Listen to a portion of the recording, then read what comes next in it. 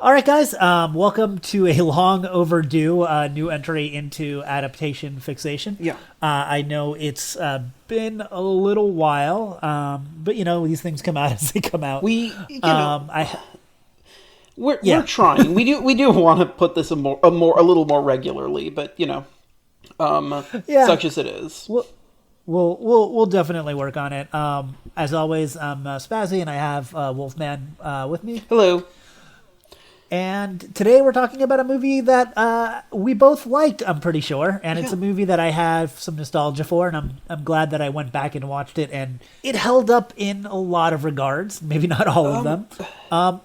And that's Mortal Kombat, not the new one, which we also saw. And we will talk about that one soon, too. It's very interesting, but we also want to, buttress the we want to give a little bit of weight to the Mortal Kombating. You don't want to rush too quickly into your fatalities, right?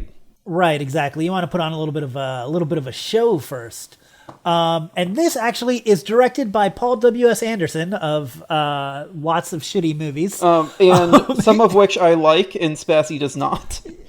Yeah, some of them, including the Resident Evil movies, which you can debate on those a little bit. I mean, we will because most recently Monster Hunter, which I don't think we would debate on. I think we would both say that one was pretty bad. I don't know if you actually watched it yet. I'm sure I inevitably will because I've watched all 6 Resident Evil movies, at least one of them more than once. Well, we'll get to that when we get to that, because today we're talking about the pinnacle of his video game career, and I believe the first video game movie he did was downhill from here, 1995's Mortal Kombat! Dun, dun, dun, dun, dun, dun. Man, this movie, I don't want to compare it too much to the new one. Yeah. Because we're going to talk about the new one, and then it's kind of a defeating thing to do. Yeah. But this movie took itself just the right amount of serious, I think. And it was fun. It's definitely, going back and watching it, it's a fun watch. Like I said, I have some issues. Just a quick overall from me, and then I'll ask you on how I felt about it. Acting was okay. Some of it was wooden, but it did the job. It's basically, Enter the Dragon, except with some Mortal Kombat stuff in it. It's Enter the which Dragon, is fine, but an adaptation of shit that was ripped off Enter the Dragon, basically. Yeah, I mean, I respect the fact that, once again, not talking about the new movie too much, but there's an actual tournament. The Mortal Kombat tournament happens in this movie, which makes sense because it's a fighting game. And you want that. I think it's... we'll get into this, I think, when we get... Yeah. I'd like to get into this a little further when we get into the plot, but I do just want to say that before we started recording, you had mentioned that you felt that Johnny Cage was essentially a more successful version of what the Street Fighter, the movie people, were trying to do with Ken. And I think, in general, it's interesting that this very strongly hews to this, video game fighting tournament that, obviously that comes wholesale from Enter the Dragon, and fighting games historically have always ripped off Enter the Dragon. That's just the cycle of life.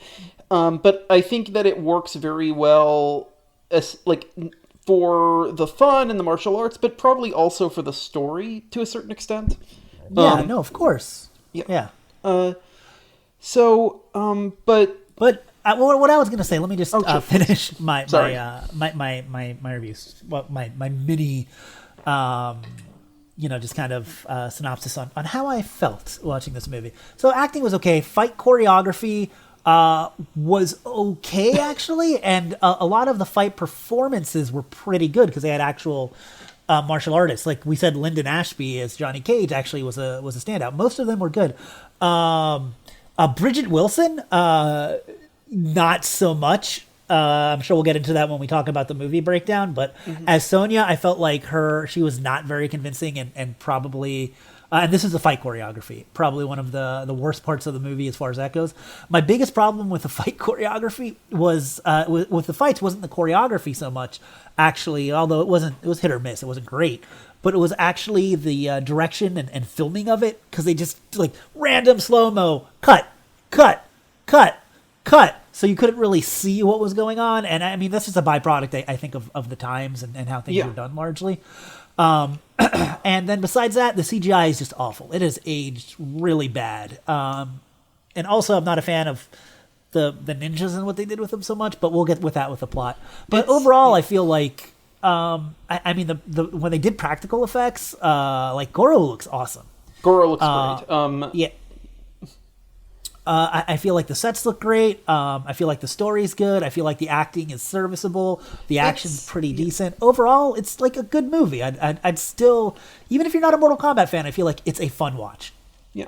I don't think I liked it quite as much as you, but I did enjoy it. I think honestly, for me, largely it was just like the thing where sometimes when I'm watching these, I feel like I have to really kind of look in and start taking notes and doing the extra research, so I don't get to actually enjoy it as much.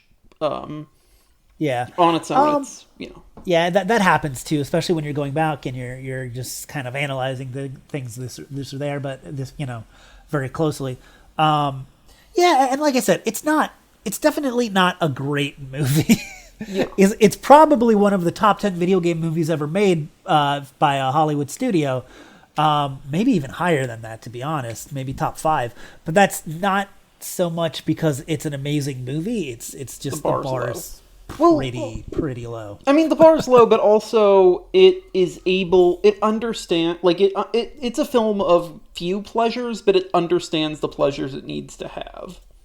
Yeah, which is exactly. It hits the notes. It hits the notes that even though Mortal Kombat's known as this gory franchise, and the new one has all of these, you know, fatality style kills, and this one doesn't. And like you could totally see a guy kill someone by freezing his eye. Yeah, exactly, and stuff like that. Even without that, it feels more faithful to what Mortal Kombat as a game, especially at the time, was. Yeah, that's a thing. I think that like. An interest for like we may as well like jump from this into kind of the stuff around the movie, because I think that's probably a decent-ish, you know, way to do that. So, you know, this film came out in 1995. Mortal Kombat 1 it's 91 or is it 92? I don't recall, but this definitely takes the story from Mortal Kombat 1, but it definitely came out after Mortal Kombat 2 because it uses characters and scenarios from that game. That was deliberate. It was, even though it was primarily based on 1, they knew that they needed stuff from 2 as well. So it's the early 90s. Mortal Kombat is huge. It has, with just like one iteration, become one of the biggest franchises in the world of gaming. It is massive. And just to be clear, Mortal Kombat 3 also came out in 95. So when this was in production, there were 2 Mortal Kombat games out, and probably Mortal Kombat 2 was brand new because that came out in 93. Yeah. So.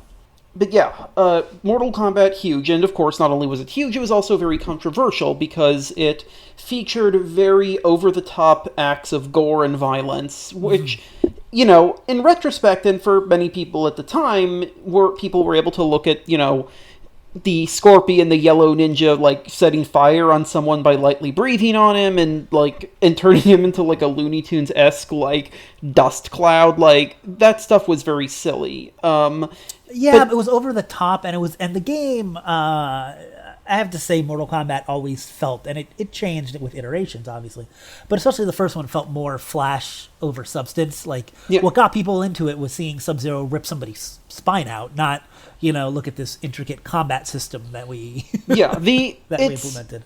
Yeah, in the great wars of the classic fighting games, you know, you had Street Fighter as this sort of like pinnacle that kind of defined everything. You had the massive array of SNK that was sort of like perfecting and iterating on all of these different ideas. Yeah, and the SNK ones were very technical as compared to something like MK, or you know your Primal Rages or your Clay Fighters or whatever. Yes.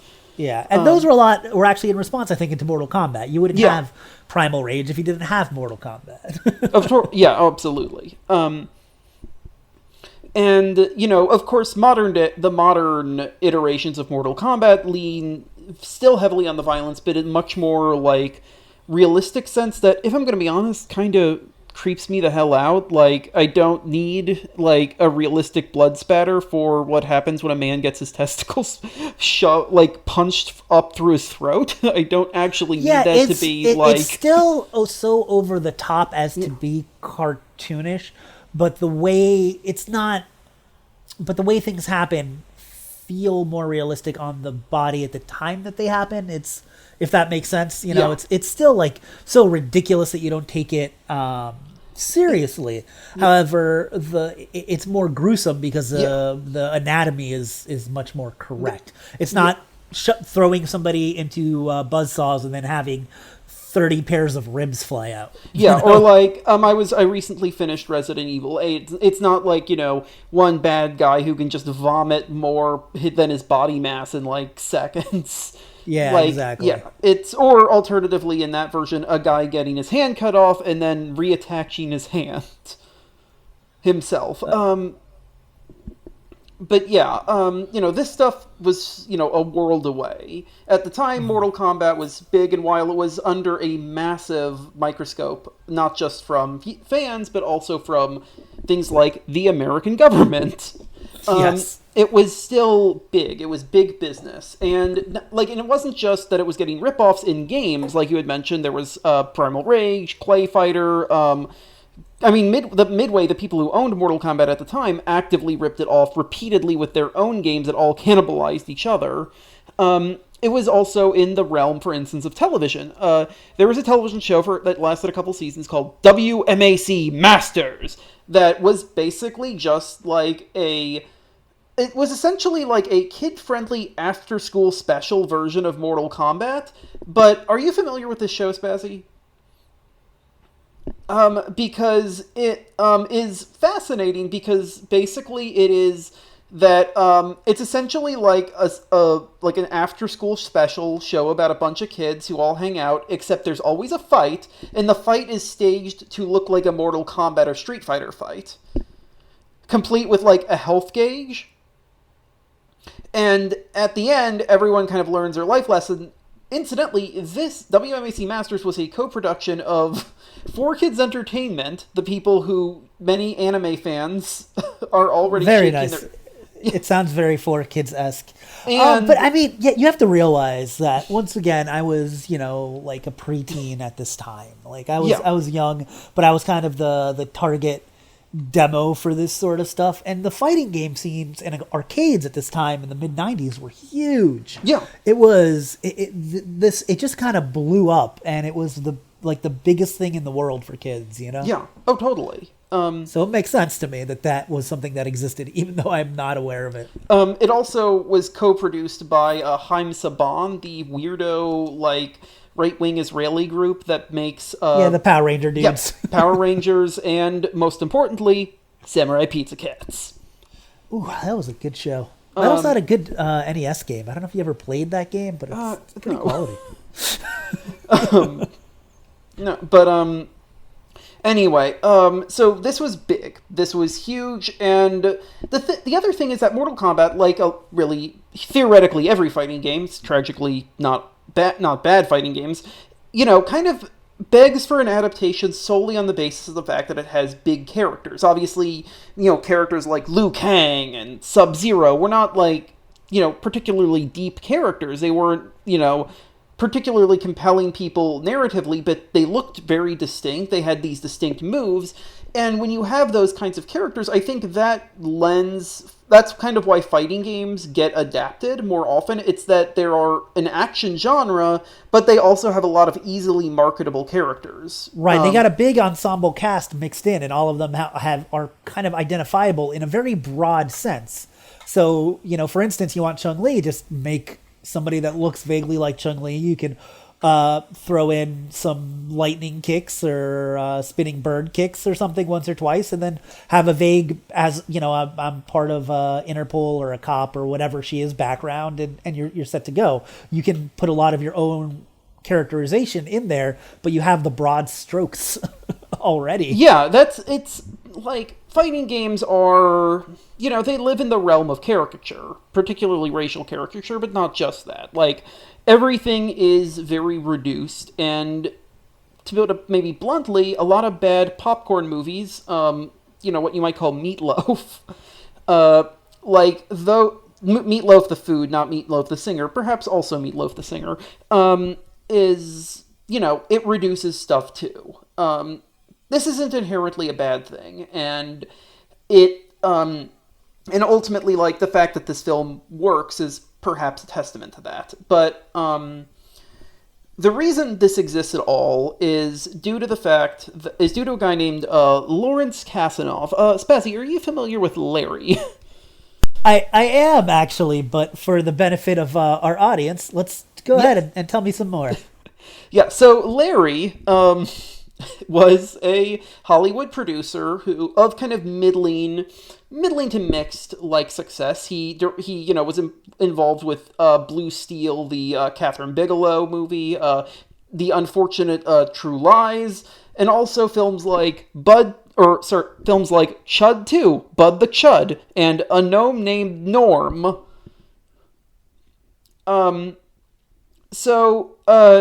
He became he was interested in Mortal Kombat. I guess he played Mortal Kombat, and he saw a lot of commercial potential in making a movie series, specifically franchising this out into the realm of multimedia. And he was right. He got the license on the cheap and basically made a movie that was relatively cheap by the standards of what these are. I'm pretty sure it was only like a fraction oh my God! Do you know what he? I'm sorry. I'm like, what else has this guy been doing recently? Do you know what he has in production as executive producer on? I know exactly, but please tell the audience. Well, there's two. One is Untitled Tetris Project, which sounds great. Yeah. And another one is the King of the Iron Fist tournament. That sounds familiar. Oh no, we're doing the Tekken movie. Yeah, that one.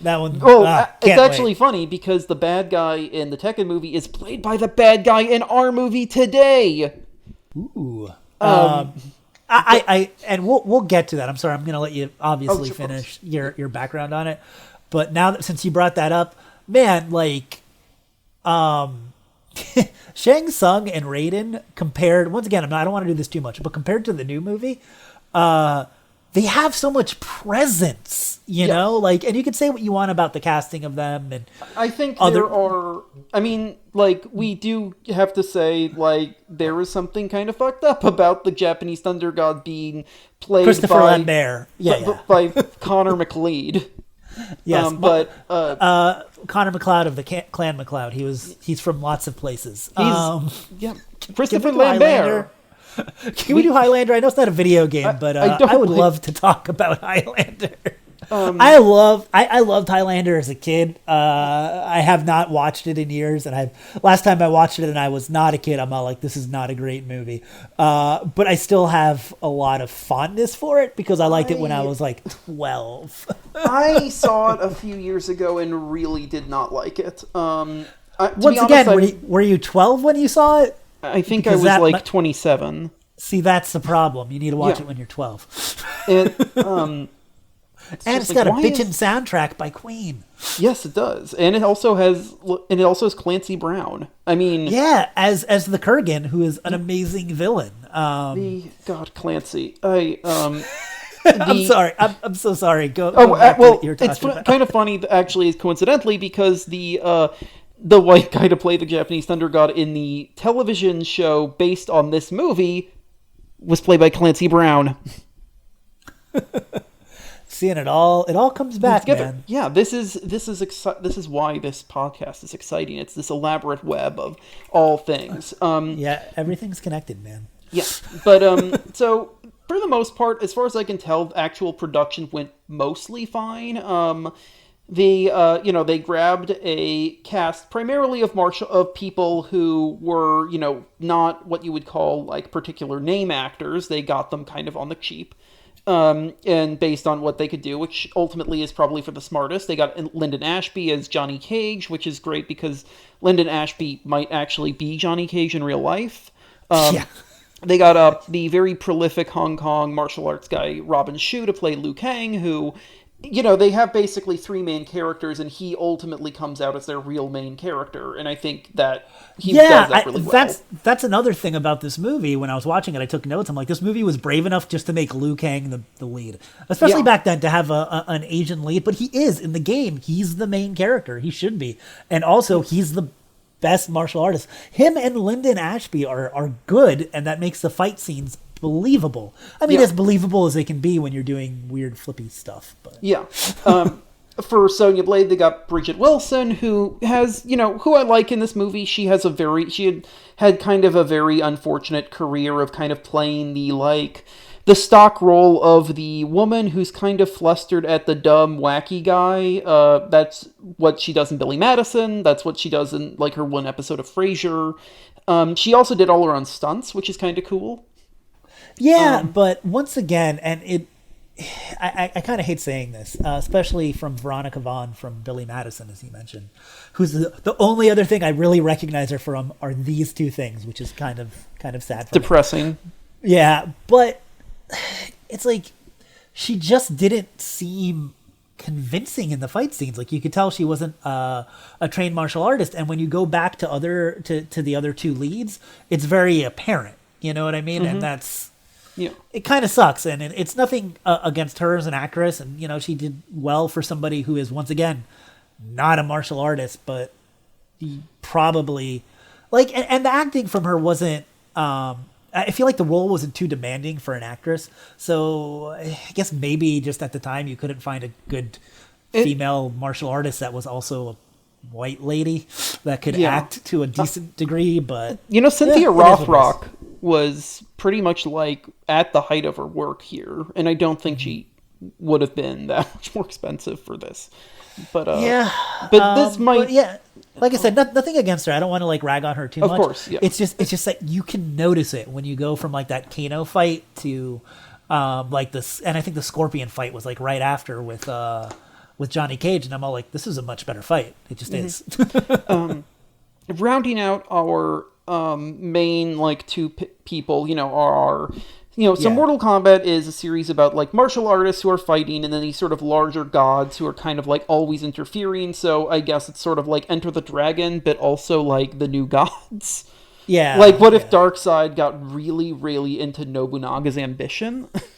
Yeah, and there's all these, and then Mortal Kombat is funny because it's a silly, over-the-top fighting game with these broad stroke characters like we mentioned, but also there's this intricate and kind of dumb but at the same time fascinating lore behind everything. Yeah, and so they needed, they have the bad god and the good god, and so we're gonna go to, they got to go to these are the ones where they really need the big, the thunderous actors, and right. I think part of what makes this movie fun is that the two actors they got kind of represent the exact opposite things. Or at least they're not diametrically opposed, but they're fairly opposed. For the bad guys, we have Cary Hiroyuki Tagawa as Shang Tsung. Shang Tsung. Yeah, he auditioned in costume and stood on a chair while he delivered his lines. That's awesome. He is Also, that's one of the things they took from Mortal Kombat 2, is in the first Mortal Kombat, he's an old man, and in this one, they're all we'll go with younger Shang Tsung. Apparently, they specifically went with younger one because he didn't want to do old man makeup, and they didn't want to do old man makeup for him. Yeah, I mean, that's fine. I think it works better than to have old Shang Tsung, especially for any sort of action scenes. But he is so known and iconic in that role that he actually reprised it for the games, for the newer games. They have now a second Shang Tsung because ultimately this movie and Carrie has both have this massive, overwhelming presence in this franchise that they can't not include him. It's your soul is mine. It's amazing. You will be next.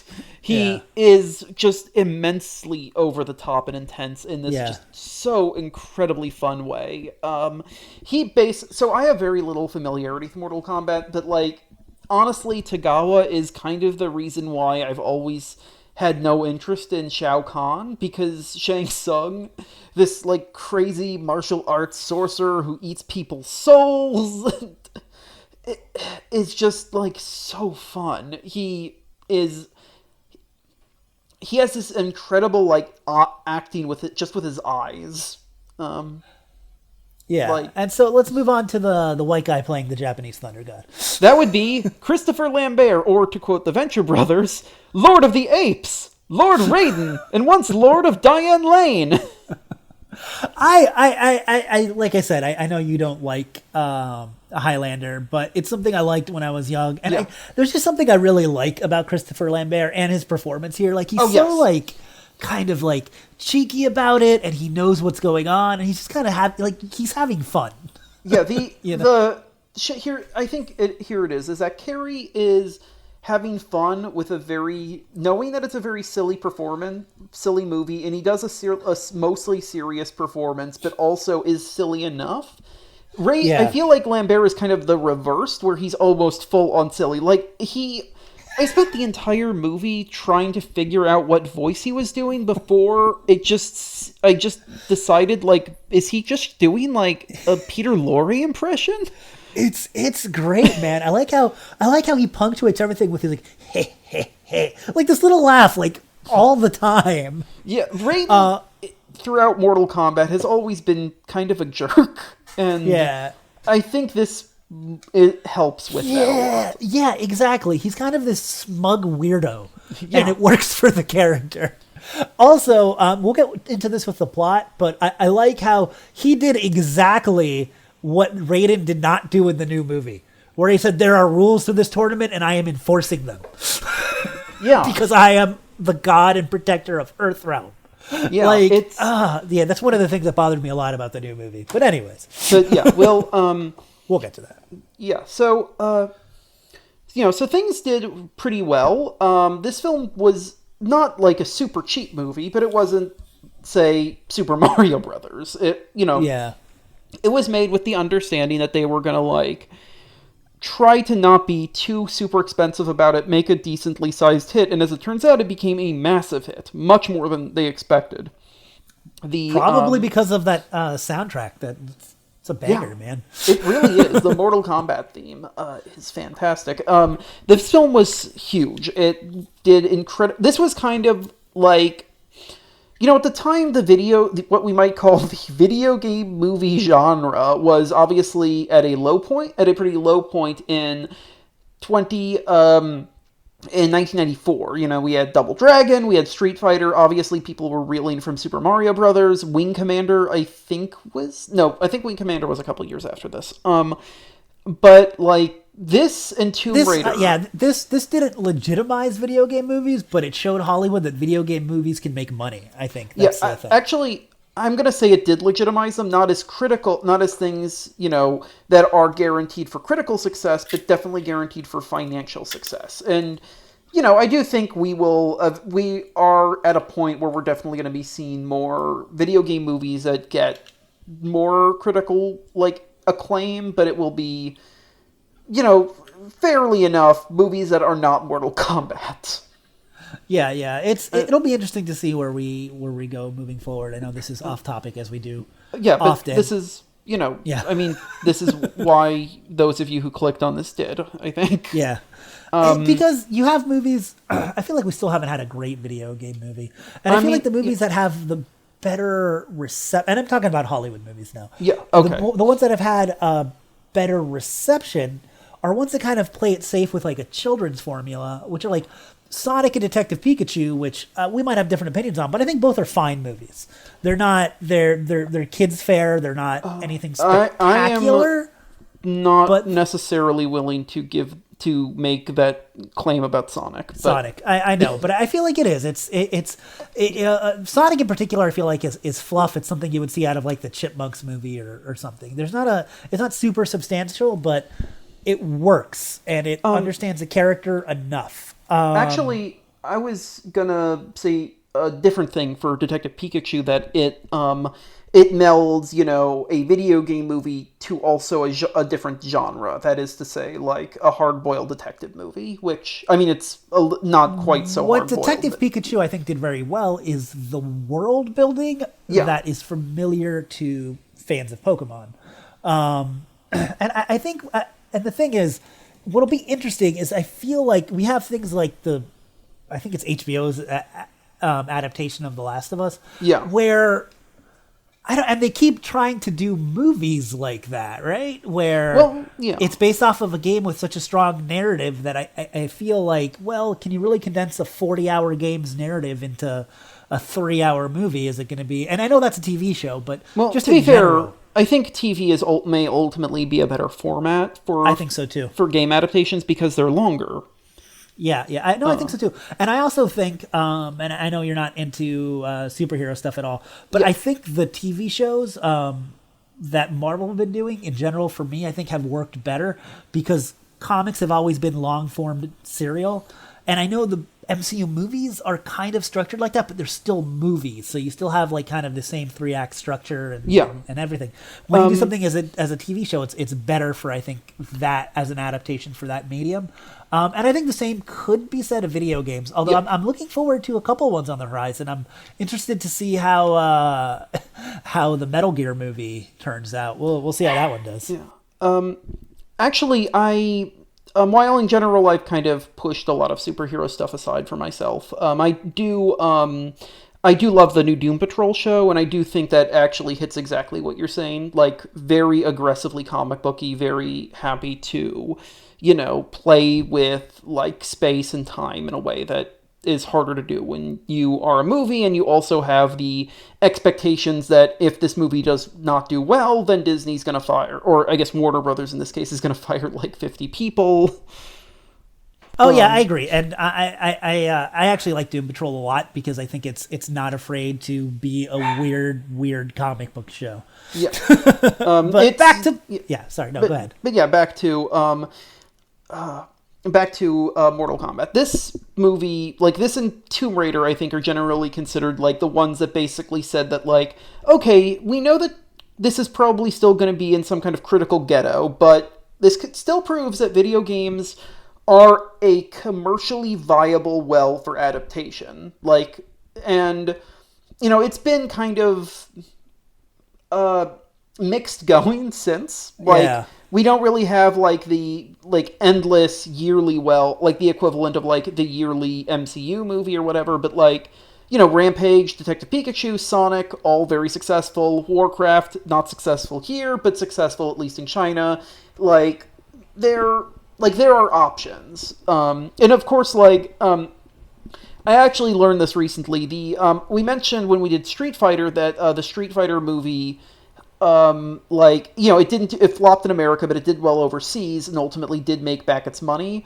But one thing I didn't totally realize is that because Capcom owns the movie, or they have partial ownership of the movie, every time that movie plays on TV, they get a check, and that movie plays on TV all the time.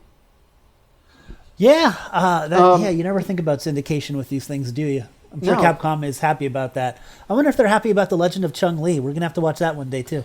Yeah, I'm going to guess no. Certainly I was not. But we'll get to whatever the hell was going on with Bison and Rose in that movie another time. So weird. This movie was... I know I keep, like, positing this was big, but, like, it really was huge. It got very, almost immediately, Larry Kazanov basically helped greenlight a new cartoon, Mortal Kombat Defenders of the Realm, which was not good at all. And I've watched, like, a bunch of. It's basically just every, like, G.I. Joe / Batman the Animated Series ripoff, like, crappy 90s show, but just with Mortal Kombat. It's so funny to me, the cycle of make a game that's ultra violent that young kids can't play, but they want to play because it's cool, because the older kids are playing it because it's violent. Make a movie that those kids can actually go to because it's PG-13.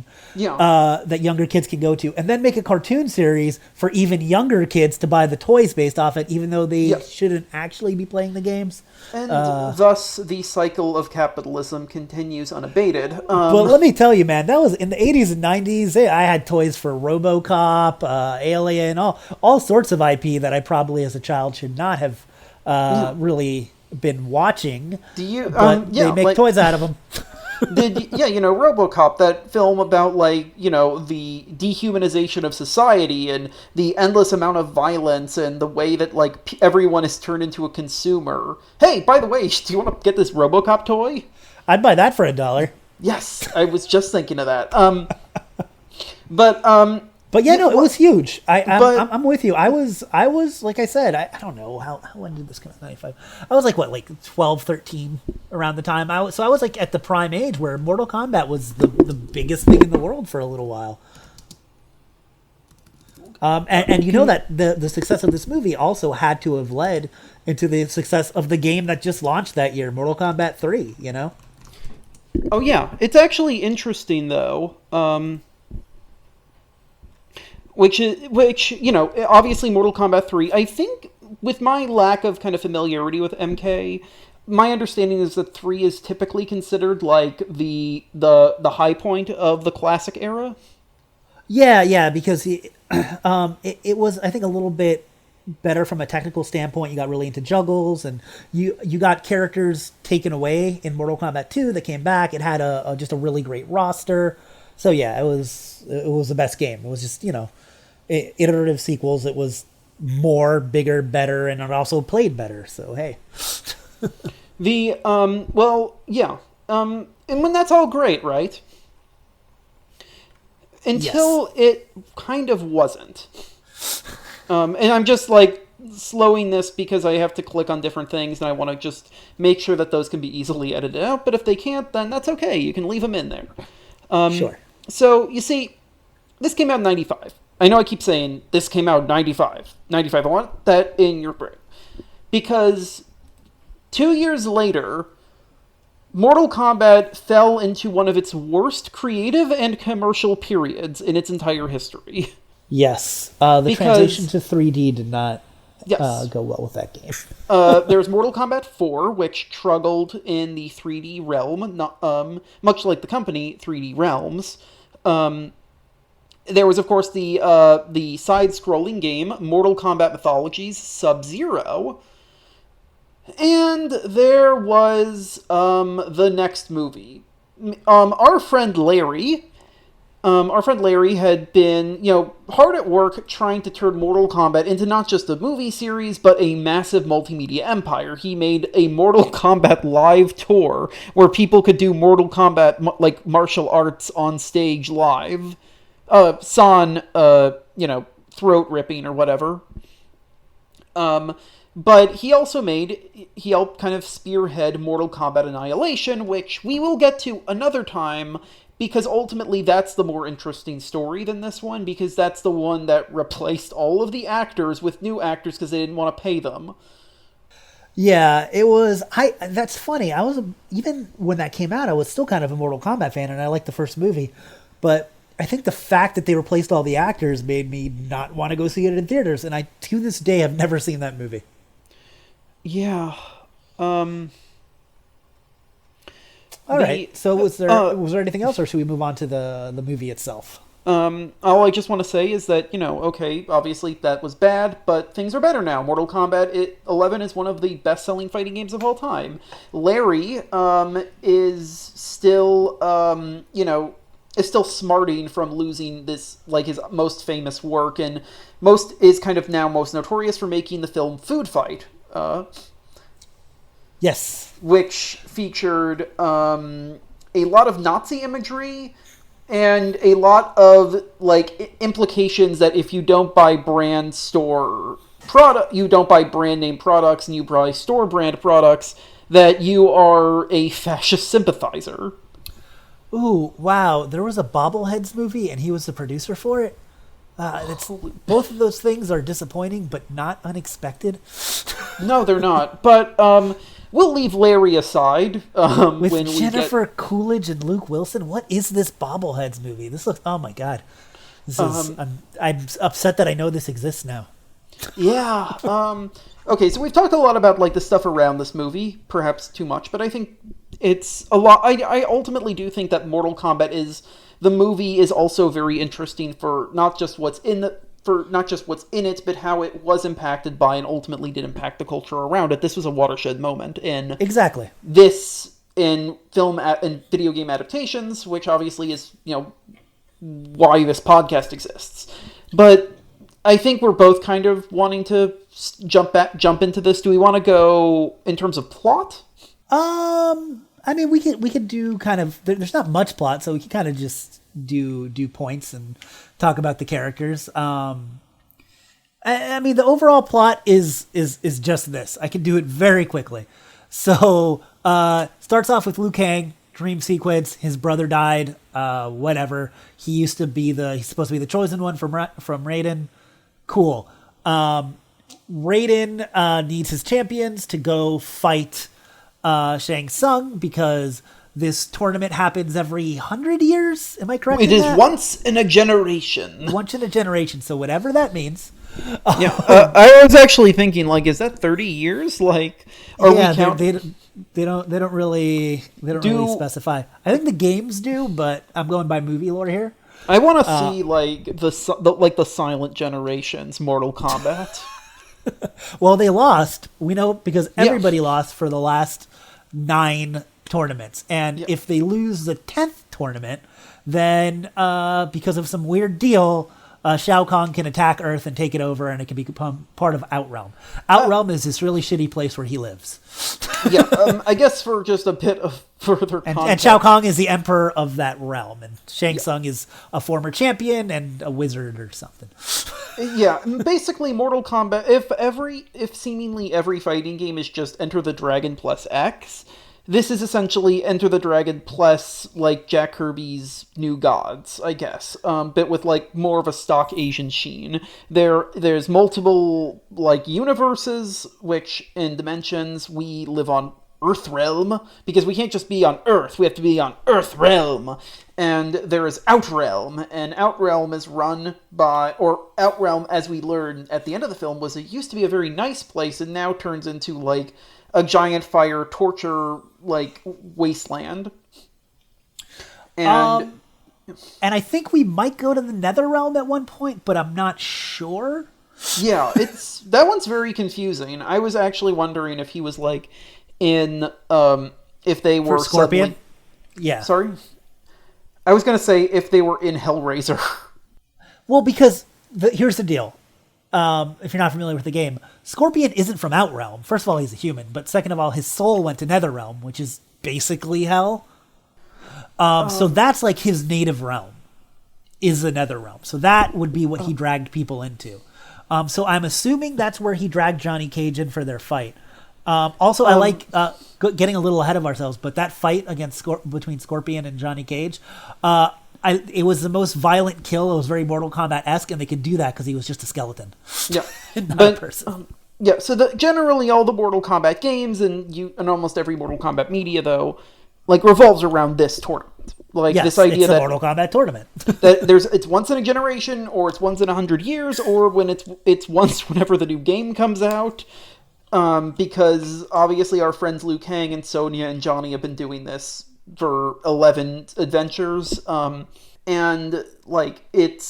And so, the rule is that if you win 10 times in a row, you can absorb the other dimension as your state, I guess. And it's the goal of the evil Emperor Shao Kahn and his lieutenant Shang Tsung to do that to Earth. So, to fight them, Lord Raiden, the Lord of Thunder, and the Lord of the Good Guys, even though he is this weirdo who talks like Ronald Reagan on Ambien, needs to find his champions, and he gets 3. Liu Kang, a guy from a mysterious Asian monastic order, Sonia Blade, who is a martial artist cop, and she and her partner Jax. Well, she's I believe Lieutenant Sonia Blade. She's in the military. Oh, I'm sorry. Yeah. Yeah, she and her partner are trying to track down an evil bad guy who's got a fucking metal face for a face.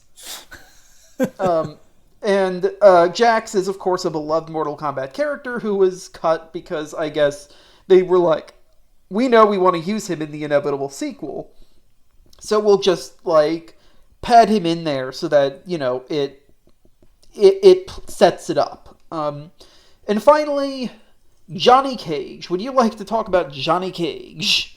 I love Johnny Cage. Like I said before, he's what they were trying to do with Ken. He's just Hollywood actor that wants to prove that he's not just an actor, so he enters this tournament. Which actually leads to my first plot-related question to this movie, where I was all like, huh? So both Sonia and Johnny Cage are manipulated into joining the tournament through Shang Tsung, not because they were recruited by Raiden. So why did Shang Tsung want them there? Especially because I'm assuming it's because he thought their souls were like extra tasty and wanted to eat them. But besides that, it doesn't make sense to me, because he literally pretended to be Johnny Cage's master to tell him to join this tournament. And he knew that Johnny would go because his whole character arc is that he's very preoccupied with how people think of him, because he's a Hollywood actor. So people think he's a phony, but he wants people to know that he actually does have skills and can back them up. That is a very good question. We know that Shang Tsung unfortunately has these very lecherous like intent for Sonia, which probably is the part of the movie I like the least. But it does really just push this idea that Raiden is not only unwilling to cheat in this ridiculous like cosmological rules, he's just completely uninterested in doing anything. Yeah, but like the weird thing is, but why Johnny Cage? So it's like, sure, you can say that with Sonia, but it's all like he made sure Johnny Cage joined, and spoilers for a little bit later in the movie, Johnny Cage is the one that actually defeats the champion of the tournament. I know that he enters as the new champion and Liu Kang beats him, but Goro is the current champion. Yeah. And he's defeated by Johnny Cage, who's only there because Shang Tsung like manipulated him to be there. So I don't know. Like I said, the only thing I could think of is that he's all like, this guy has a tasty ass soul and I want it. I have a whole theory about this. Yeah. I think that when they were making up this movie, they wanted to do this idea of like someone who could shapeshift, and they just decided that for some reason Raiden couldn't be the one to shapeshift. Like I think there was literally just, in the games, because you're not familiar with them, that's Shang Tsung's thing. You can do commands and switch into other characters. Oh, okay, got it. So yeah, that's a very cool power. It is. I should know. In the games, it's actually interesting too, because you literally can use a different character for parts of a matchup. You know what I mean? Yeah. Anyways, sorry. But yeah. So this is a bizarre plot, obviously, and you know when Raiden actually finally shows up on the boat on this magical like Chinese longboaty ship that takes them to that they think is going to take them to just an island. And I guess I should mention, actually, this was primarily shot in California and in Thailand for all of the basically outside shots. It looks good though. I feel like the on location shots work very well for what. It's very pretty. Yeah. Apparently, these areas were remote enough that they could only access it through really small boats. So that kind of adds this interesting meta element to the production. Good thing M. Bison wasn't there to put mines in the water. That's one thing I like about this movie. They didn't feel like doing some weird meta video game shit like a lot of other movies we've seen have done, where they're all like, let's add a part where someone's using a joystick or something weird. It understands really well, like, that this is just, like, how indebted, to say the least, Mortal Kombat is to everything else in the world. Yeah. I meant everything else in the world of martial arts movies, but like, well, just say it again, and we'll cut that out. Cool. It understands that, you know, Mortal Kombat is painfully indebted, to say the least, to the entire world of martial arts movies, it's not just Enter the Dragon. A lot of it's Enter the Dragon. Yeah. But it's not just that. But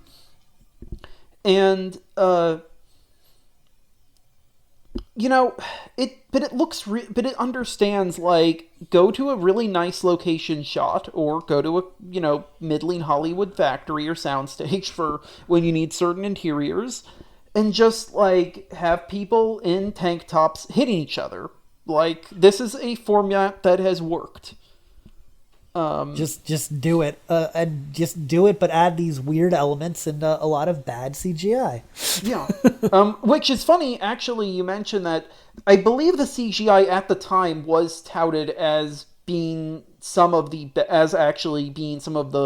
It was some of the most, like, well-liked CGI at the time. I don't know totally why. Reptile looks terrible, but, like... I remember even as a kid thinking Reptile looked dumb, so yeah, I don't know. I think people really liked Sub-Zero and Scorpion. It was, like, Sub-Zero's crazy snake thing. People love that. People love the ice stuff. Like, and that works. Like, and if I'm just gonna, go ahead of myself, I do think that for all that this movie is, a PG-13 Mortal Kombat experience... those ice deaths were pretty gnarly. Yeah, like the ninja deaths were the best, although overall, just as a fan of Mortal Kombat, I think the ninjas were kind of done dirty. Because they just use them as antagonists, and they're in the games fully developed characters. I guess at the time, not as much.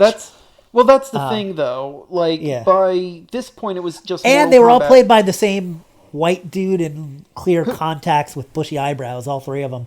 And on that note, Scorpion even, like, literally just reuses the voice acting that Mortal Kombat co-creator Ed Boon has used in every appearance. I think that Ed Boon recorded some extra stuff, because I don't even remember what it was, but there was a couple things he said. I'm like, is that even from the game? Or is it just Ed Boon yelling? I kind of like that, though, because it's Ed Boon yelling.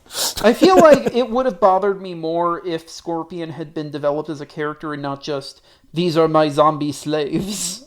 Yeah, that was the other weird thing. He's all like enemies, but now they serve me. And it's just, I guess, because he doesn't really, especially as of the first game, have his own, like, a lot of developed minions. Like in the new movie, you see it because he has an army of Outworld villains from the various games. But at this point, he doesn't. So in order to have recognizable people for our protagonist to fight, they just made the ninjas his minions, which I guess works, but it also kind of sucks. By the way, I think that's the one thing the new movie did better than this one. Was Sub-Zero and Scorpion. I think they were pretty good. 100%. But, this was really what it was at the time. Like, Sub-Zero and Scorpion were more just, we like having ninjas in fighting games, so we're going to have ninjas in fighting games.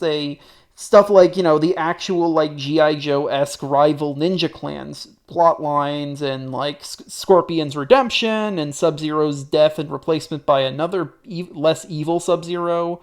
Like, all that stuff hadn't really fully come into existence yet. Yeah, not in a huge way, especially because this was, like we were saying, it was in production at the same time as Mortal Kombat 2, so it didn't have, and it was trying to reflect Mortal Kombat 1. So yeah, I mean, I understand it. I'm not upset. Yeah. It's just, I think it's fair to be a bit frustrated because, knowing that in the future these would go on to literally be the mascots of the franchise. Like, when people talk about putting Mortal Kombat into Super Smash Bros., no one is asking for Liu Kang, everyone is asking for Scorpion.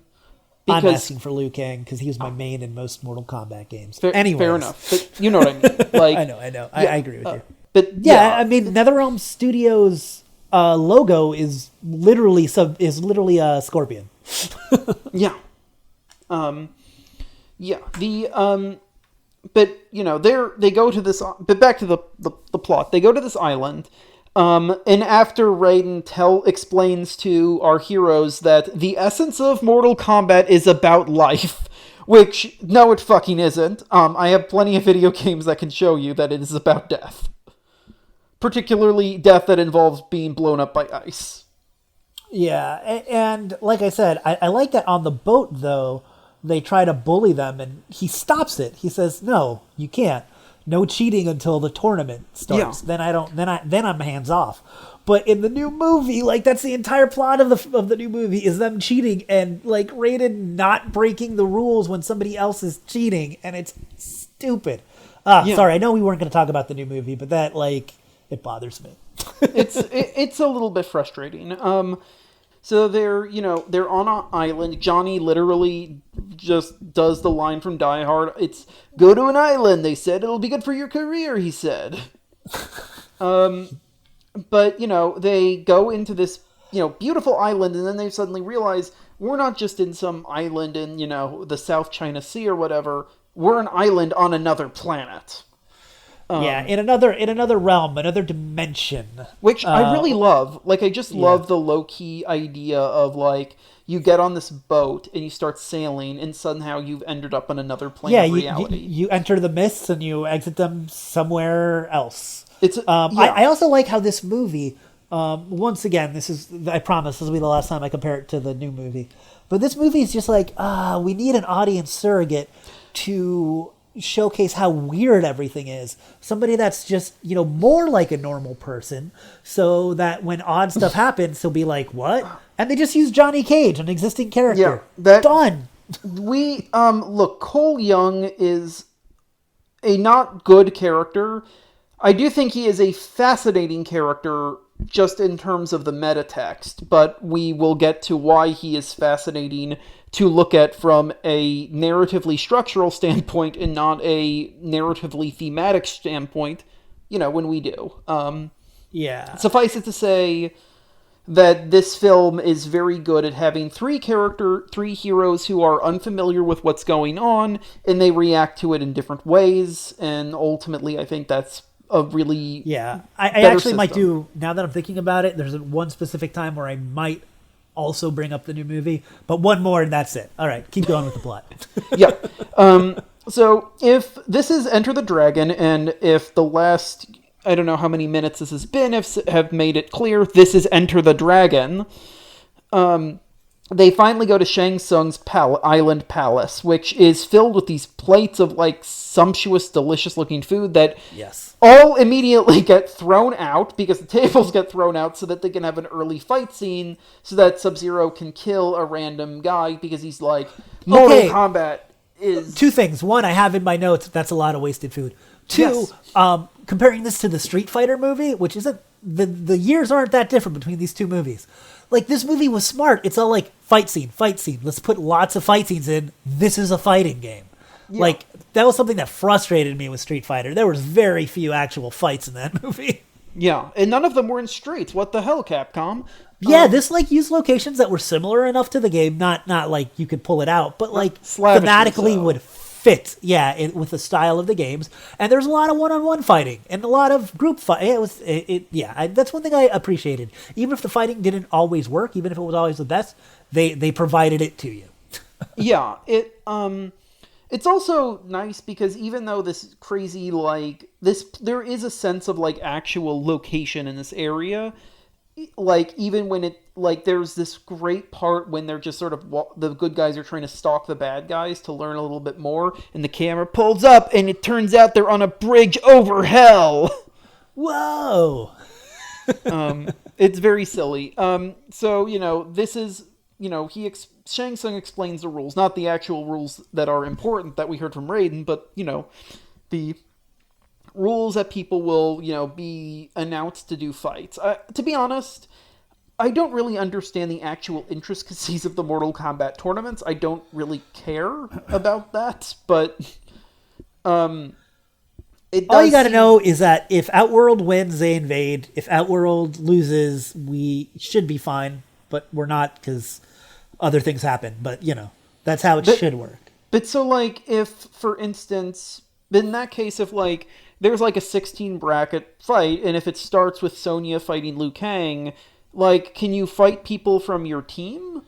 Yeah, you can. I mean, according to the video games, but that doesn't really happen too much here. But speaking of, so if, I like how they introduced this one random dude. Honestly, all I remember him is he's an American, he's black, Johnny Cage saw him fight somewhere. Yes. But they introduce him, like, as he's supposed to be like the fourth member of their crew, but they never use him. He's very clearly fodder, and the only reason that he's even like he even interacts with our main characters is so that we sort of care when Goro kills somebody later, but he is literally never with them. When they're going around doing things, he is never with them, ever. You only see him establishing an establishing shot of him and Johnny Cage, this guy whose name I don't even remember, where Johnny's all like, hey, you were pretty good in that one fight. And he's all like, hey, you're Johnny Cage. All right. And then I think you might see him like once in like a group shot. And then when Goro kills him way later in the movie, he is such a ridiculous character like to have in the movie. Like, why not actually have him? I guess it's because he's not a character from the game, but why not have him tag along with everybody else so that like we care when he dies? But I honestly think it was like, we don't want to put too much stuff in this. This movie is like an hour and 41. It's long. It's long for an action movie of that era.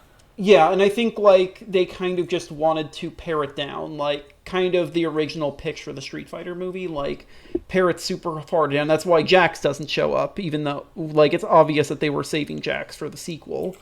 Yeah. Well, he's also not in the first game. He's in the second game. Yeah. So like. Okay. Yeah. Yeah. Every character that's playable in the first game.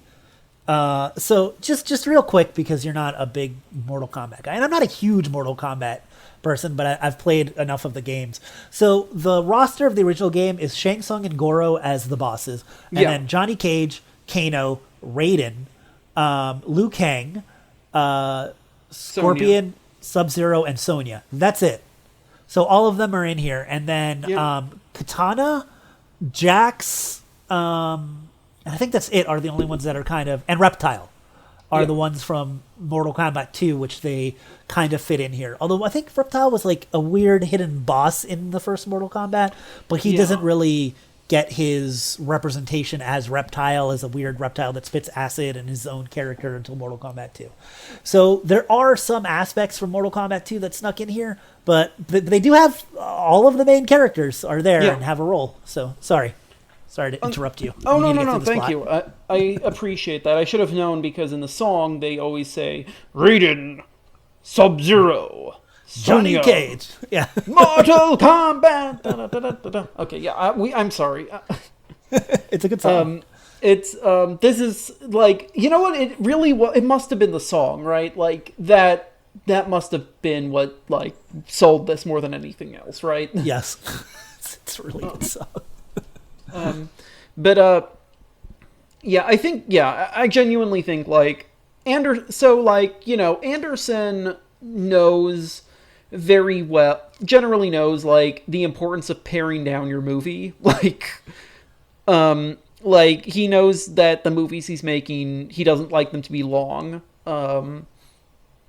And I think that was sort of this general idea of, like, don't do anything that might, like, not make this as fast and aggressive as possible. And I think it's like, and also, there is a long history in fighting in martial arts movies set on evil islands run by some sort of dictator or drug lord, which is that the hero always knows someone who he's friends with, or he makes a new friend, and that friend either gets killed or imperiled right before the end. I get the point of that character, but I just feel like, and I get the reason he wasn't included with the other three, I guess, is because he's not from the game. But like, if they wanted us to care, and this is nitpicking the freaking Mortal Kombat movie out of all things, but like, they should have had him with the other characters so that when Goro kills him, we'll be like, oh man, that guy whose name I remember because he's an established character. Yeah, it's interesting too, because like, he fits the role that Jax does in both the Netflix Mortal Kombat movie and the new Mortal Kombat live action movie, which is that Jax exists to basically be tortured and brutalized, and then after that he becomes Jax. Yeah, exactly. Basically, he's motivation for Sonya, and then he becomes the character with metal arms. Yeah. Or very tiny, wiry metal arms. But no, let's No, we will not talk about that. Yeah. Okay, I think we should be good to kind of turbo through this plot without me interrupting too much more. So, food, they fight. I think Sub-Zero kills a guy. Yes, he literally turns a guy into ice and blasts him, which is, like I said, like, it's a very good way to do a gory and scare and kind of like intense murder in a way that's ostensibly PG, because like there's no blood and there's no decapitation, but he literally freezes a guy to ice and fucking shatters him, and that's fucking terrifying. Been actually really cool.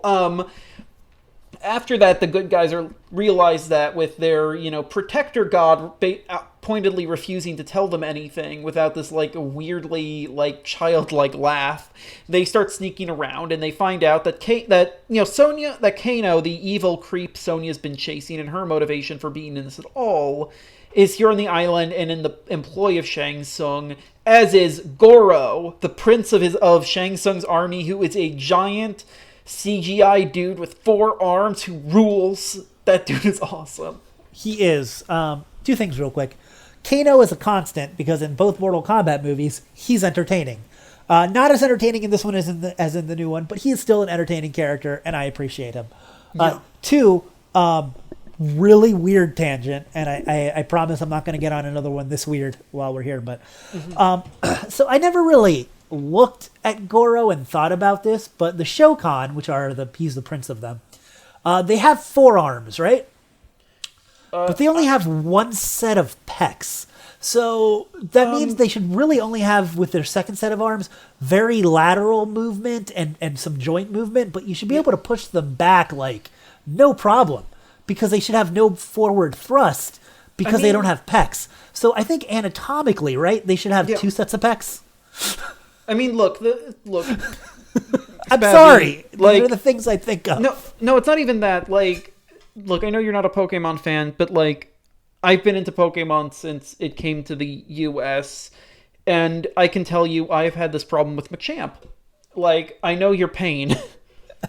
Machamp's worse though, because like his top arms are like on his shoulder, so it's not even like he's getting any support from any muscles, unless they're using some weird back muscles. By the way, that anatomy's weird. His wrestling trunks are not wrestling trunks. That's part of his anatomy. Oof, yeah, Pokemon are weird. At least this is a little bit more grounded, so like I feel like he should definitely have another set of pecs. I don't know. This is. I mean, sure. I know it's weird, but I was just thinking about it. I think with like nipples.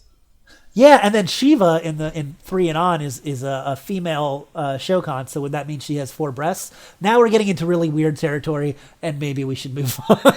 Yeah, it's funny too, because let's instead go from that digression to a more interesting digression, which is the fact that Kano in the first 2 games was basically just a generic bad guy with no discernible accent, so he was sort of, I guess, assumed to be like a stock American.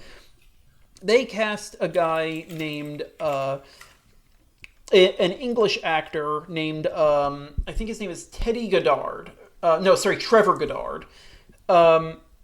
And Trevor Goddard has a Cockney accent, but every single person who watched this movie, myself included, misinterpreted it as an Australian accent. And since then, Kano has been Australian. Yeah. He was, I think, originally supposed to be like an American expatriate, but now he's totally Australian. Shang Tsung. Kind of wish he had eye lasers, but much like Street Fighter, this kind of pulls back on, but not really, because Street Fighter was different. Because Street Fighter, I feel like, wasn't as, I don't know. Street Fighter was like, we don't have a budget to make a guy's arms fly out, and really, I feel like by the end, like, it was. This movie used more of their budget, I think, on the CGI monstrosities. Yeah, and the ninja fights. So, which is ultimately, I think, for the best. I think like that those are where the fights hit hardest, and I don't think like Kano's eye laser would have been that fun that way. During Liu Kang's final fight, which you're going to talk about, I guess, in a minute. In a few minutes at the rate this is going. But he does do like a fireball type attack that once again reminds me of the Street Fighter faux Hadouken, where it's all like, we're not going to commit to it. So Kano and Goro are having dinner, I think, right? Yes. That's where we were. Kano and Goro are having dinner with Shang Tsung. So we have all our main villains in one goal. Because again, this is before Scorpion and Sub-Zero had discernible personalities. So these are our kind of talking villains. And I do think like this really works because you have essentially like the multiple tiers of bad guy, right? Like you have the bad guy who's just like has no morals or scruples and is just in it for himself. Right. He's a mercenary. The villain who is like the happy to be a henchman villain, like the prince of henches. Yeah. And then your evil emperor, except he's also a secret messenger for them. So everyone's kind of interplaying. The heroes realize how bad this is. And because, again, the heroic lightning god who sarcastically clapped doesn't actually give them any advice for this. That sarcastic clap was pretty good, though. Yeah, I actually wrote in my notes, Raiden, the god of lightning and sarcastic clapping. I like that scene that comes right after this because our heroes are spying on them and then they run away and fight some people. And then Johnny Cage says, "We're standing, they're not." And then there's an entire, I think that is when Raiden does his sarcastic clap. But he also scares away the rest of the guys. So he goes, "No, you're not fighting them." So he does. That is one of the only times in the movie where he does something where they clear the room of like a bunch of henchmen and then more henchmen come and Raiden says, "No, you guys got to go. I'm not dealing with this." Yeah. It also made me realize that Johnny is sort of feels like, how like all our movies today are like big budget movies are so meta that they have to be like called out on their meta-ness. Yes. In the movie, Johnny feels like a foreshadowing to that, and maybe it's just because like I do think they're trying to do like a Bruce Willis-y thing with him, like the guy who's kind of like complaining, but who's kind of out of his depth, but surprisingly, is able to hold his own, and kind of sarcastic. The guy who kind of is like who looks at you at the audience and is like, "Yeah, I know this movie's kind of dopey at points. Just look, I get it too, But yeah. He's like I said, I think the cast is what makes this movie work, man. I'll say yes. And that is a big part of why Annihilation doesn't work, but which of course we will get to when we somehow eventually someday get to. The fights finally, that we have had. The other thing is when you're saying the villains, the three tiers of villains, but it also gives each character a matchup to a villain, like each one of our leads. Yes, you're right, actually. I didn't even think about that. Which is great because that like jumps us over into, so we've had, characters fighting in stupid clubs, we've had characters fighting other characters in big groups, but now we finally have one-on-one fights, and the loser gets his soul sucked up by Shang Tsung which is kind of weird when you think about it, because like, I was thinking about this when I was watching Game of Thrones and they had like the big slave pits and how like everyone who loses is executed. And so, which, kind of completely kills all of your talent pool. Yeah. But, I guess Shang Tsung can just like go to another dimension and find them. He also can resummon people he kills. We see that at the very end before he fights Liu Kang. Yeah.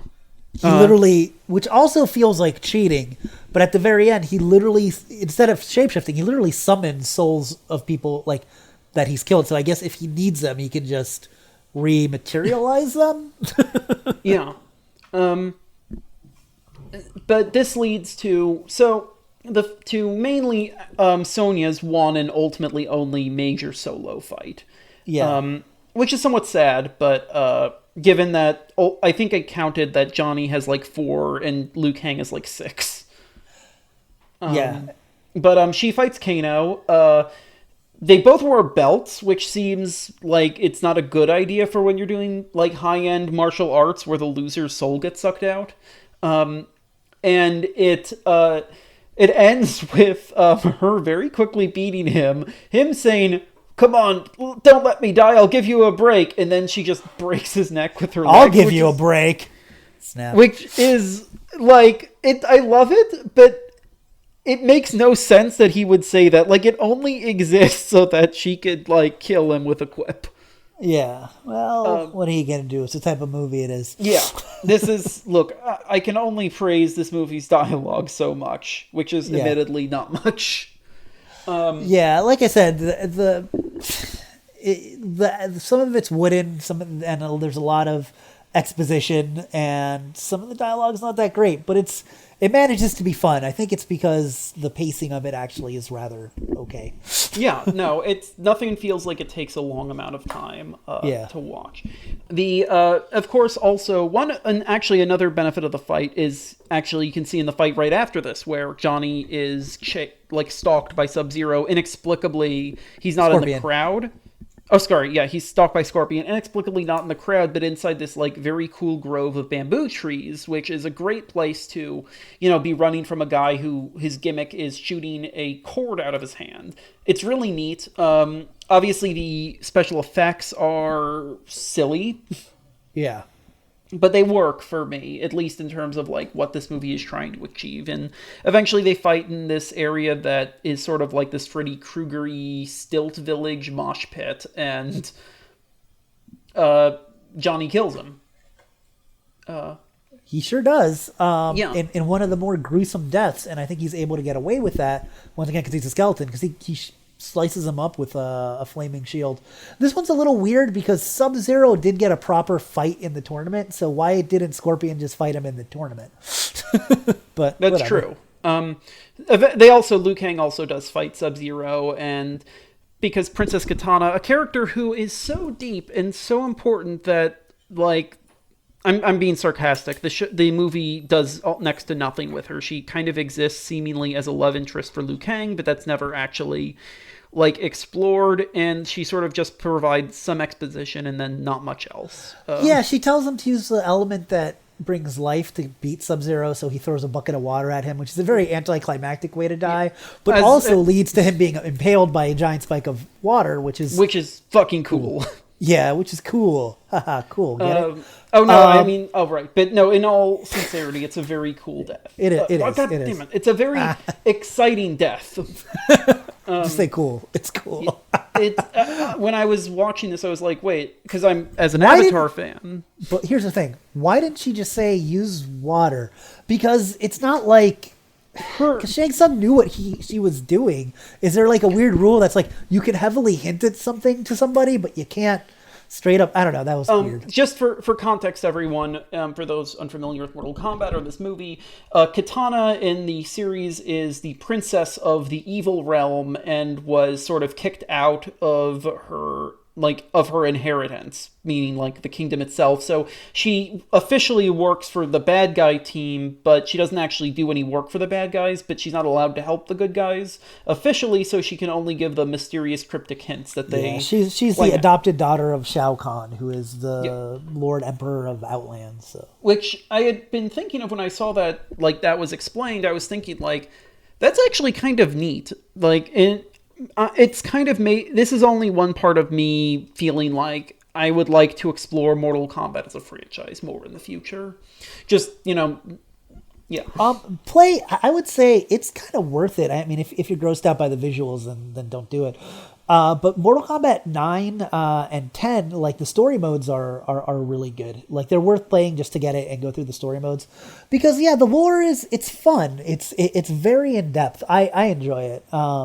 Because she is, I don't remember what it's called, but she's the princess of another realm that used to be Outworld or that was absorbed by Outworld. Either one of those two. It's not Eternia, that's He-Man, but it sounds something like that. It's with an E. So that's why she's kind of so pissed, and that's why also I think why Shao Kahn adopted her, because she's kind of the rightful heir, and he's a usurper wherever he is. He took over this place like he's going to take over Earth. So all of these fights are going on, and at one point, I think the good guys and the bad guys are just, they kind of know that stuff is just, they need to start cutting this stuff short and actually just finish this to make a very quiet quote of of one of Mortal Kombat's most famous lines. So after a few minutes of seeing Goro beat some guys by literally, it's awesome. Goro is punching some guys away. He kills one of them, but the other guys he's punching, they just reuse the same shots of the same of the same four people falling. Yeah, it's very funny. Is Goro stop motion, by the way? Or I believe he's CGI. I don't know. Something about him looks very stop motion. I'll look it up after this conversation. But he looks good. Yeah, because something about him feels weighty in a way that's, especially CGI from back then, would have felt to me. My assumption was that he had been CGI because this whole movie was also kind of considered a low-key pioneer. Yeah, I don't know. Because he's stop motion in the game. So, I don't know. It wasn't really made clear to me. Apparently, though, he is played by Frank Welker of the guy from Transformers fame. Yes. Frank Welker, as in the guy that voiced half of our childhood. Yes, pretty much. Well, perhaps yours, a little more than myself. Yeah, I'm a little older, but you know. Of course. Sorry for that, editing people. Keep going over the plot, and while you do that, I'm going to continue to look this up, see if I can find it. Of course, got it. Which is great, because this is the part of the story where Goro is actually, like, a character instead of just some awesome CGI and or stop-motion dude who flexes a bunch and talks in these very, like, over-the-top, braggadocious way. Eventually, everyone sort of agrees that, you know, these fights are fine, but we need to just actually have the fight that determines who wins. So after Shang Tsung watches Goro kill someone and then absorbs that person's soul into his eye, Raiden comes to our three heroes and basically gives them their advice. His advice to Johnny is that his problem is that he runs into fights. It's not his problem isn't that he's a vain asshole. His problem is that because he's so consumed with what other people think of him and his legitimacy, he constantly that defines him.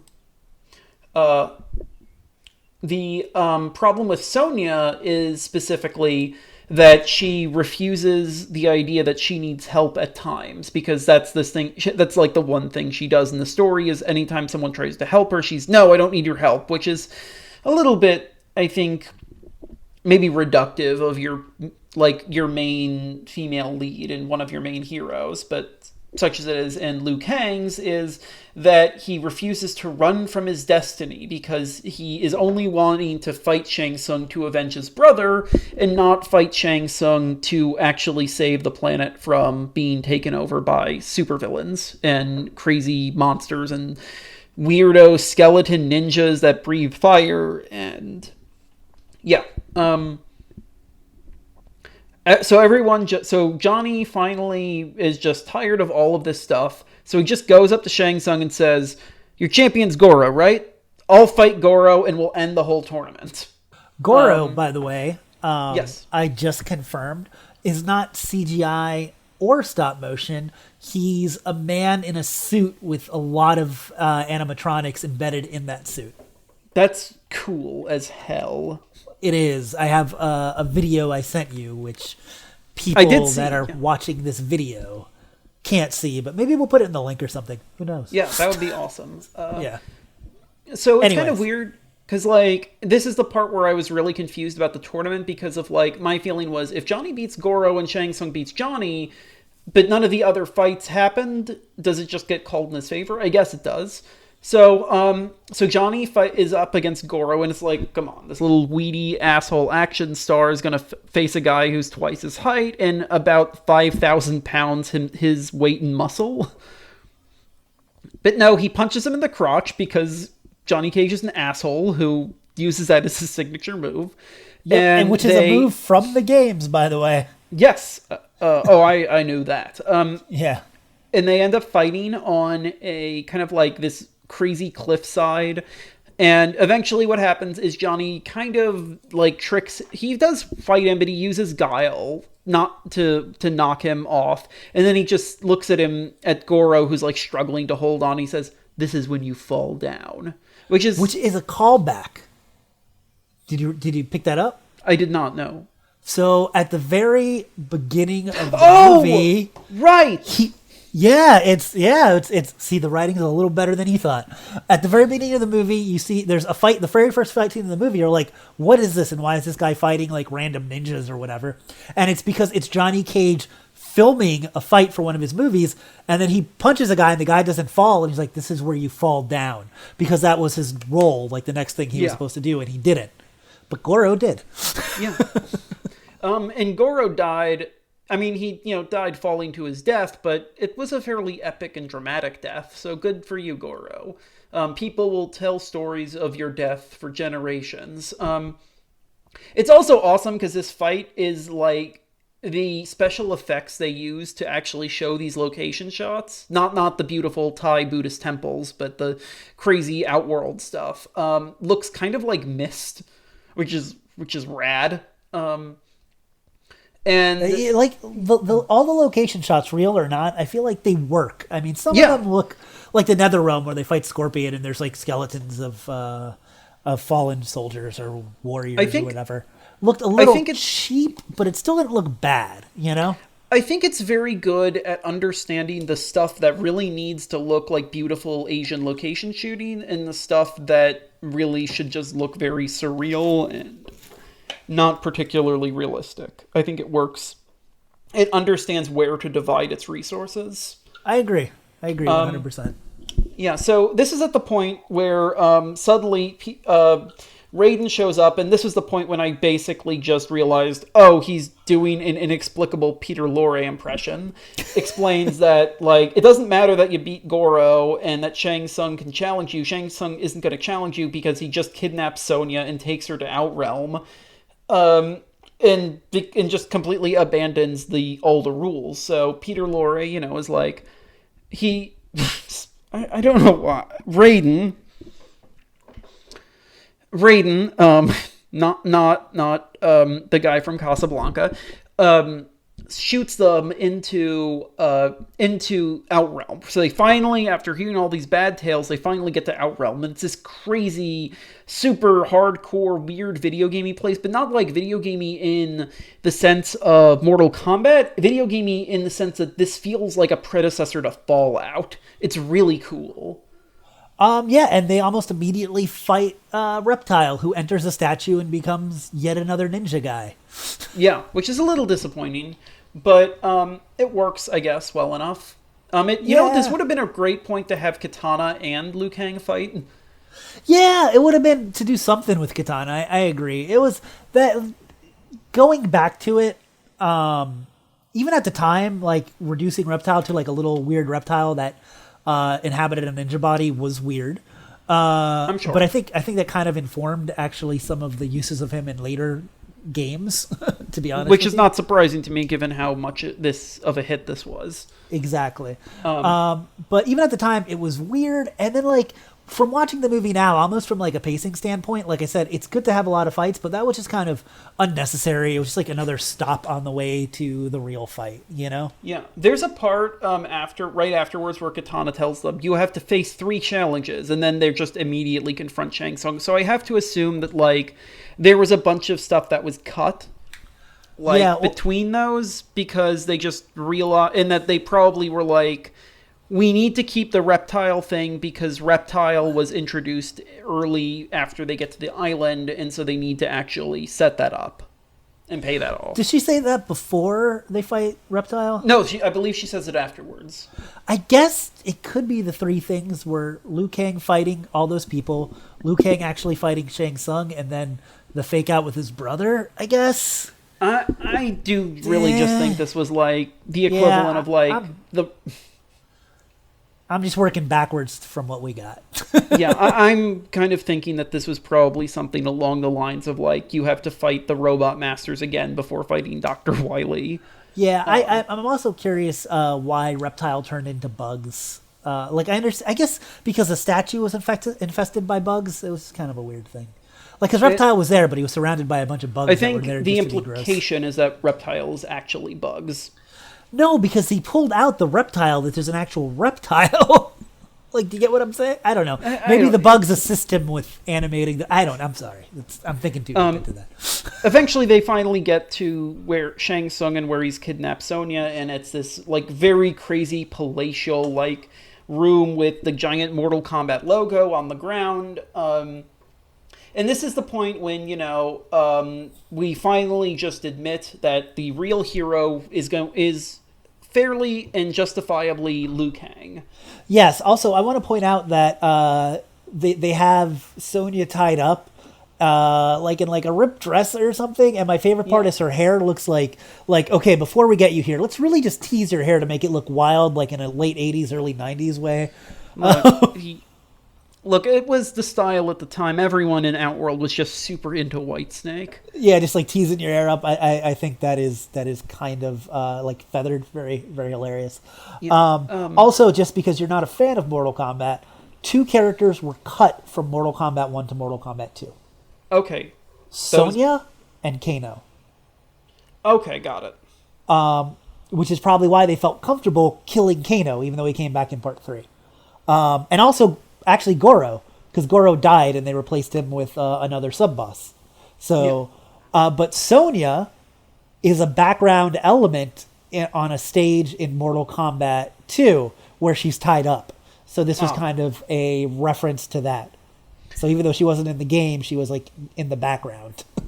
My guess here is that like they kind of knew that that like this is, the fighting game series has always been very, I'm gonna call it, focused on like masculinity, and so they only usually will have like the 1 or 2 female characters and a lot of these like rosters. So at most at this point in time, obviously it kind of was getting better around the point where this movie came out, actually. With the sequels, even they added a lot more female characters. So in certainly like Street Fighter Alpha and especially 3, I believe. But anyway, the it's, I think a lot of it was just kind of them not really having that many female characters to work with. I mean, I get it. And I know that it seems like, they're just making her like a damsel in distress for a minute. But I do think it was a very clear reference to the game. I do. That's fair. Yeah. Also, Kano was tied up in the background, but they killed him, so there was no reason to do that. Here's our characters that we're going to put in cut character jail. Yeah. Exactly. That's exactly what happened. That should actually, I think that would be kind of a neat stage for other fighting games. Like it's a giant prison cell, and maybe if it was like an arena fighter, the other characters could like attack you. That would be great. That would that's what they should do for the next Smash Brothers game when they cut like 90 characters. It'll be sad. I don't think Smash isn't really the series that would do that, and Smash is weird. I feel, I don't know. This is definitely not the time to have that conversation. But you almost feel like they have to do some sort of reboot there. Oh no, they're going to have to, but how that will work is, different. But anyways, Shang Tsung. So they finally, they fight Shang Tsung. This is the part that's awesome because I think Katana explains to Shao Kahn, or to Shang Tsung, that he can't stop doing all these stupid tricks because, quote, Mortal Kombat, quote, cannot be won by treachery. So why did Shao Kahn even hire this guy? Shang Tsung was a former champion, so I guess he just kind of inherited it. I just think it's really funny. Kind of duplicitous in that, that kind of second in command Starscream sort of mold too. Like you could tell he's like, if I got a chance, I would totally take this over. No, but like if Shao Kahn cares so much about like all of this, but does he care about the rules? Because he does care about the rules because that's what the character tells us, and when a character tells us things, right? But at the last scene of this movie and in the second game, he's all like, you know what? On second thought, fuck them rules. It's just really fun. Yeah, no, it's just really funny to me that this is what stops Shang Tsung. And also Liu Kang has kind of the chosen one vibe because he is a descendant of the first Kung Lao, and Kung Lao was the last person to win the tournament. Who won like 10 tournaments ago. So he was the last person from Earthrealm to win one. But they fight, Liu Kang and Shang Tsung fight. And I like the fact that it's just, for the most part, it's just a beatdown. Like, after all this crazy stuff in this magical world, it's just two people beating the hell out of each other. Obviously, first Shang Tsung summons a bunch of guys to fight him, which seems very illegal. Yes. that he also summons a ton of spikes to come up from the floor, but specifically only in the parts that have the dragon part of the Mortal Kombat logo. Well, he's obviously a guy that has a flair for the dramatic and understands showmanship. Yes. This is also finally the point where, like, I kind of realized this is how the difference in the way our gods are working. Raiden is a god that acts with his mouth, and Shang Tsung is a guy who acts with his eyes. So Shang comes across as this very dominating, intense guy who, like, is actively going to try to suck out your soul. And Raiden is this, like, crazy, strung-out lunatic who just happens to be a crazy god. Like, he kind of comes across as someone who would probably, like, hang out with Agent Mulder. That would be interesting. I'd like to see Christopher Lambert as a weird god on an episode of X-Files. And if anyone would like to, if any Source Gaming fans who have listened up to this point, if any of you would like to write fan fiction that was crossing over the X-Files with Mortal Kombat, please do, because I want to find out what FBI Assistant Director Walter Skinner's finishing move would be. So the fight is pretty great. It's this like it's like this weird high octane energy, but also this evil bad guy who's just on full on desperation mode. It's very, very cool. At what point Liu Kang blocks a sword with his foot, which rules. Dramatically, it's the final big moment. Shang Tsung is near death. He's near defeat, but he's not going to ever just lie down and get defeated. He instead taunts Liu Kang by essentially shapeshifting into, because again, we know he can shapeshift, into Liu Kang's brother, the guy who died all those 130 And Liu Kang's like, it's not ago. you. And I'm like, of course it's not him, Liu Kang. You just saw that it was Shang Tsung. Yeah, I was kind of assuming that because he said that so directly, I assumed he was playing possum, right? Yeah. And then he wasn't. Also, just one more fact about Liu Kang. He did do his stupid bicycle kick, I think in the reptile fight, where he goes, just kicked your chest over and over again in the air. I didn't appreciate that. That was pretty sweet. So, anyways, Shang Tsung tries to fake him out. And he's all like, I'm your brother Chang. Raiden sent me. And he's all like, you can't be him. I remember when you died. And I'm like, of course it's not him, Liu Kang. And so at the end of the fight, Shang Tsung ultimately falls down and gets impaled on the spikes that he himself drew, because that is irony. And when he dies, he turns into a skeleton and then dust, and all of the souls he's consumed over the years, like the thousands and thousands of souls, rush out to go to whichever afterlife or heaven that they should have been to. And one of those is Liu Kang's brother, who finally says that I knew you would come back, because that was what Liu Kang learned. That what he needed to believe in was that every man was responsible for his own destiny, which still feels dumb, because, like, yeah, you can still feel bad that your absence did and was, if not directly caused, at least perhaps adjacent to, your brother being murdered. Like, I feel like it's a good lesson to a certain extent, and they kind of overplay it in this very dramatic way, but that's Raiden. But then it moves on pretty quickly, so we're not sitting on it. Yeah, so with the tournament finally won, our heroes and Katana and Raiden are hanging out at the beautiful, like, Thai Buddhist temple that we started the movie on. Everyone's celebrating. There are, like, balloons and streamers everywhere, and Raiden is just like, I don't know. And then they're like, Raiden, do you know all of this was going to pass? And he was like, no. It's very good. Like I said, he really does come across as a guy who basically would be this weird, strung-out conspiracy theorist, except he is God. Like, it's a very fun, loopy way to do that. Yeah, it's a nice dichotomy. And then then there's a stinger for the next movie. Except that it's not technically. This was the era before stingers were real. So it's even though both the Mario movie and the Street Fighter movie had stingers, which we didn't see the first one because we were so frustrated with Mario that we didn't see the post-credits scene where Iggy and Spike talk to Shigeru Miyamoto. Is that a thing? Because I know Daisy comes back at the end. Is that... No. Daisy comes back in the last shot in the story. There's a post-credit sequence when Miyamoto and Iggy and Spike try to sell like the idea of an Iggy and Spike themed adventure game to Nintendo, basically. Okay. That movie's weird. Yeah, because the first movie I remember ever existing that had a post-credit scene was the Masters of the Universe movie. Yes. Coming out. Yeah, but it's so commonplace now, almost entirely due to Marvel movies. Yeah. But yeah, it was a weird thing to see back in the day. I like to think of them as due to MST3K, but of course that's not fair.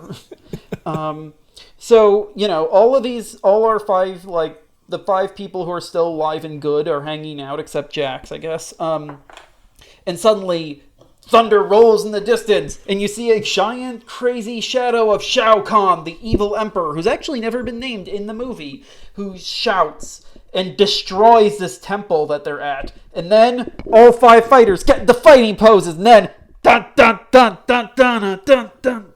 Yeah. And Mortal Kombat. Yeah, and then we're there, man. Yeah. And that's the movie. I feel like if we hadn't gone so heavily into like fighting games, then I would have suggested doing Mortal Kombat Annihilation next, because that's the point when they replace Chris Lambert with the dad from Dexter. Nice. Man, I've never seen that. He's also the dad from Korra, which is unfortunate because 90% of his appearances are in that show's second season. But again, we will get to that when we get to James Remar. Overall, though, I feel like this ultimately works a lot better, than a lot of the stuff we've seen before. Because, with the Street Fighter movie, we liked it, but kind of in spite of itself. Yeah, Street Fighter it didn't know what it wanted to be, and there were a lot of issues with it as a movie and as an adaptation of a video game. It's just some of the performances and some of the choices and the set pieces made it fun.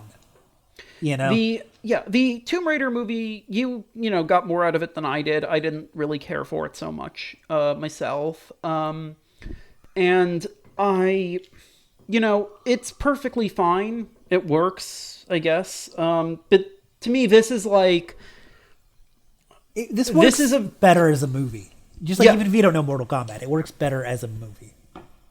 It probably, my parents haven't seen it, but I feel like my mom would probably like it. So, which I guess is a good barometer of anything.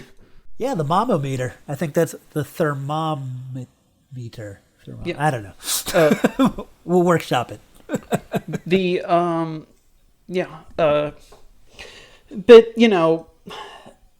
it's funny because video games ultimately, video game film adaptations at least, haven't really moved from this ultimately. I think the combination of Rampage, Detective Pikachu, and Sonic will probably merit something different. Yeah, and we should do Rampage actually pretty soon. Mm-hmm. That'd be a good one, a good modern one I think to look at. But I think that the reason that people look back at this as one of the best video game movies is because you're right. We haven't really gone past this. This is still one of the premier pieces of video game cinema that we can hold up, which is a little sad because this movie is dated. It has problems. It has a lot of problems. And the thing is that it's still a fairly well-crafted movie that has a lot of fun things in it. I think the cast kind of elevates it. I think the set pieces and location work is great. I think some of the choreography is good, although the actual filming of the fight scenes is kind of atrocious. So I think there's more that works in it then that doesn't work. Like, basically, we've gone from you can't make a video game movie to you can make a video game movie, but it really can't exceed what Mortal Kombat does. And I don't think that's fair. And I also think that there are movies that have actually surpassed what it does.